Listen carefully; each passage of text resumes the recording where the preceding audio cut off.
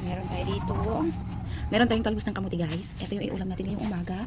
Lalagyan natin to ng sardinas. Ayan. Masarap to guys, lagyan ng sardinas.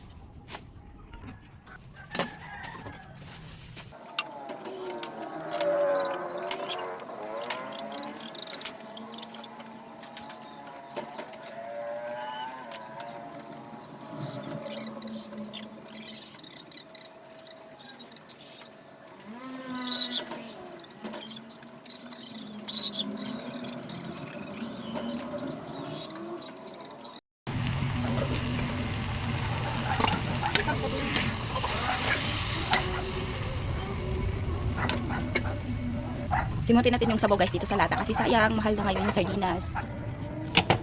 Timplahan natin guys. Syempre, kailangan timplahan para masarap. At ito na yung ulam guys. Sobrang sarap na nito. Try nyo din sa bahay nyo. Nang ganitong luto sa dahon ng kamote. Napakasarap. At ayan, luto na. Kain tayo. Ah! Ning, kusog ang uwan. My goodness. Ning, may kamabasa ang saka medyas.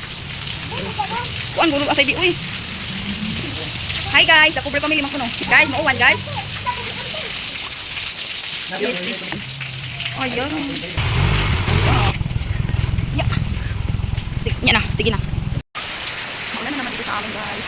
Meron naman kasing bagyo na ako. Palagi na lang bumabagyo guys. Walang katapusang bagyo.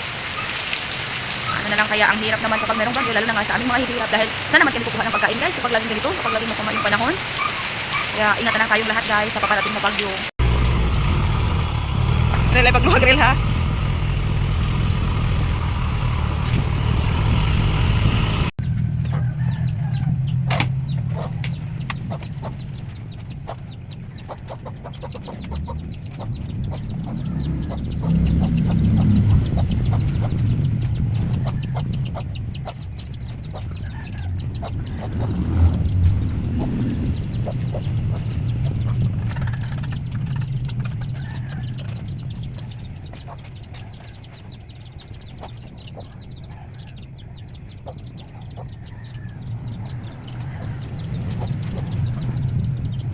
Guys, meron tayo dito malaki na papaya. Ayan, masarap tong isaw-saw guys, no? Kakapitas lang to kanina. Masarap tong isaw-saw sa suka na merong sili kaso wala kaming sili dito sa bahay. At ayoko namang lumabas kasi tingnan nyo naman, oh, maulan. Maulan, masama yung panahon dito sa amin. Kaya, isaw-saw na lang natin to sa, sa suka. Masarap pa rin to. Babalatan na natin guys ang papaya. Ayan, tingnan nyo naman. Ayan guys, ilong na siya. Pero hindi siya malambot ha, hindi siya malambot. Wow, sobrang sarap nito guys. Basta ako guys, hindi pa ako nagbihis. Galing kasi ako nagsundo sa mga bata sa school. Kaya ayan, hindi pa ako nagbihis. Hindi naman ako masyadong basa. Kaya pa. Mamaya na ako mag-business kapag matapos na itong hiwain itong papaya at ito yung ipamerienda ko sa mga bata. Alam niyo naman, wala naman tayong ibang pamerienda dito sa bahay. Wala naman tayong pera guys. Kaya ito, mas masarap pa yung merienda kasi masustansya. Sobrang laki nga nito.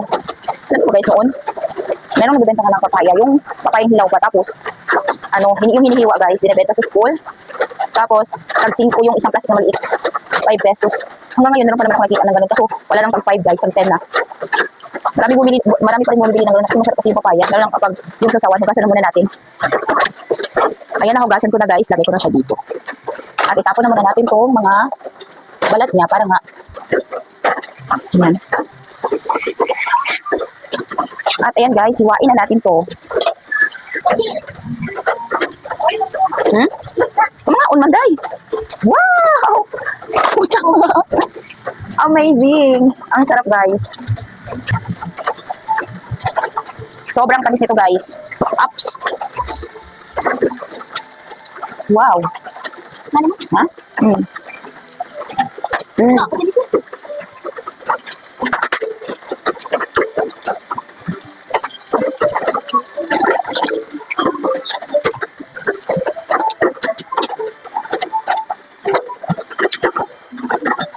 Ay, butang na. Kita siya matukaungan.